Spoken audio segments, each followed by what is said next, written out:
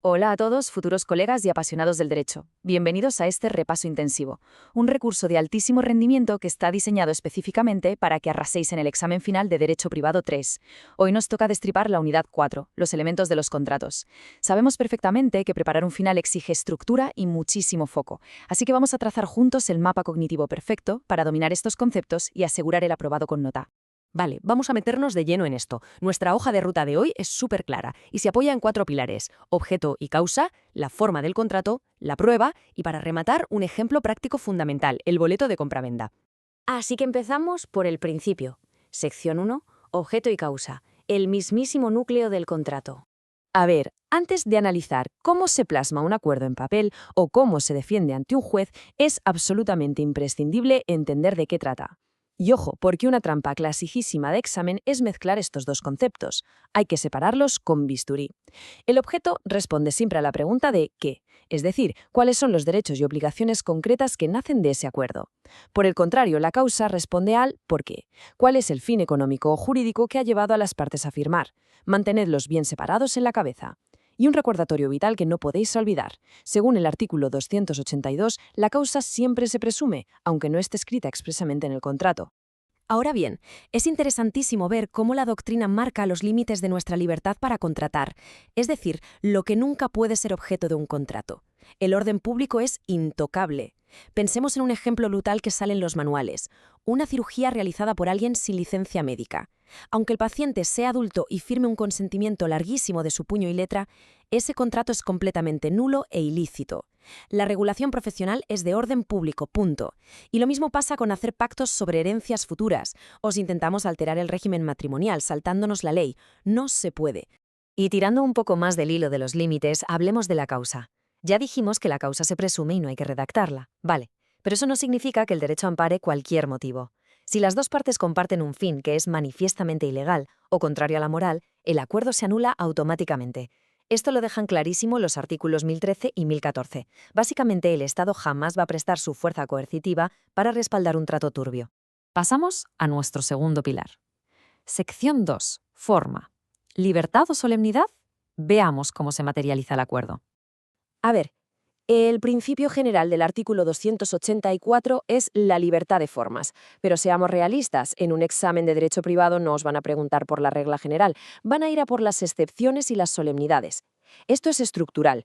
La diferencia de peso probatorio entre un instrumento público y uno privado es literalmente abismal y te cambia toda la estrategia en un juicio.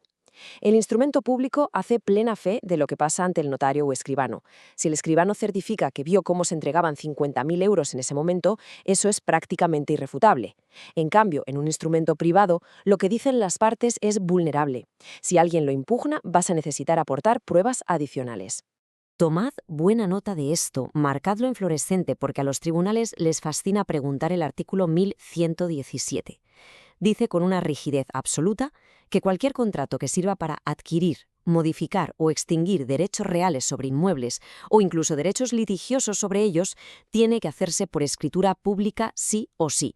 Es una solemnidad legal estricta para dar seguridad jurídica a los bienes raíces. Pero ojo aquí, atención a las excepciones, que son la verdadera trampa del test.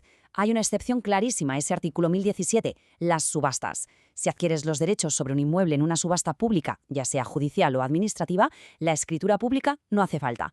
Apuntaos bien este detalle porque es el típico dato que te sube en la nota de un notable a un sobresaliente. Llegamos así a la sección 3. Prueba. Demostrar el contrato y probar su existencia en el mundo real.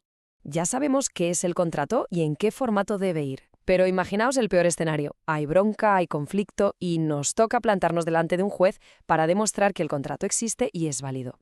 Pues bien, el artículo 1019 es nuestra salvación probatoria. Nos da una manga anchísima, permitiendo usar todos los medios lógicos para convencer al juez. Pero cuidado, esto no es la ley de la selva. Todo se evalúa bajo las reglas de la sana crítica. Esto significa que el juez no puede decidir por mero capricho. Tiene que basarse en el sentido común, la lógica y la experiencia jurídica. Y para ello contamos con un arsenal de medios probatorios. Tenemos la prueba documental, que hoy en día abarca hasta los medios audiovisuales. La prueba de informes, como pedir datos oficiales a un registro. Los testigos, que, ojo, deben haber percibido los hechos con sus propios sentidos. La confesional, la pericial y el reconocimiento judicial.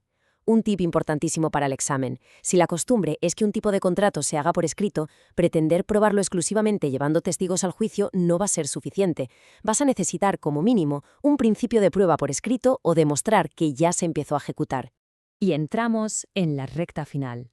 Sección 4. El ejemplo clave. Vamos a sintetizar toda la unidad 4 hablando del boleto.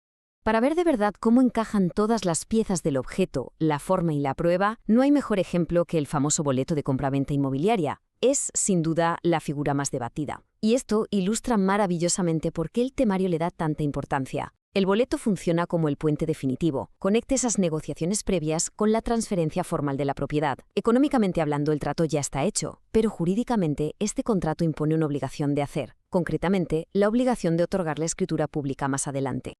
Por eso, el punto clave que tenéis que dominar es qué nivel de protección te da este boleto frente a terceros. Y ahí entra el artículo 1171. Para que el comprador esté protegido si, por ejemplo, el vendedor quiebra, el boleto tiene que cumplir unos requisitos rigurosísimos. Exige buena fe, fecha cierta y, aquí viene el dato numérico clave, haber pagado al menos el 25% del precio. Solo si cumples eso, el inmueble se salva de los acreedores del vendedor. Fijaos ahora en la mecánica del artículo 1018, porque procesalmente es una genialidad. Empieza todo firmando el boleto, que es un documento privado. Después, las partes empiezan a cumplirlo, pagando cuotas o dando las llaves. Pero, ¿y si de repente el vendedor se esfuma o se niega en rotundo a pisar la notaría? Pues el comprador demanda la escrituración. Y aquí está la magia. Si la obligación no se cumple, el propio juez puede sustituir el consentimiento de ese vendedor rebelde y firmar él mismo la escritura pública para arreglar el defecto de forma. Ahora bien, si hay una idea, una máxima doctrinal que os tenéis que grabar a fuego en la mente para aprobar, es esta. Tener un boleto de compraventa en la mano no te convierte en dueño legal de la casa. Cero. Solo te da un derecho personal, un crédito para exigir que se haga la escritura. El derecho real, la propiedad pura y dura que todo el mundo tiene que respetar, necesita obligatoriamente la escritura pública, el título y el modo. Que no os pillen confundiendo estos términos en el examen, por favor. Y para cerrar esta sesión os dejo dándole vueltas a esta pregunta clave. Si tenemos un contrato con un objeto 100% lícito, pero al que le falta la formalidad indispensable de la escritura pública, ¿cómo puede la estrategia de prueba salvar los derechos del comprador en un juicio? Entender cómo la forma condiciona la prueba y cómo ambas trabajan para un objeto lícito es lo que le va a demostrar al tribunal que domináis los contratos de forma integral. Repasad estos pilares, usad esta estructura mental y vais a ir al examen con una base de hormigón armado. Muchísimo éxito y a por todas con el estudio.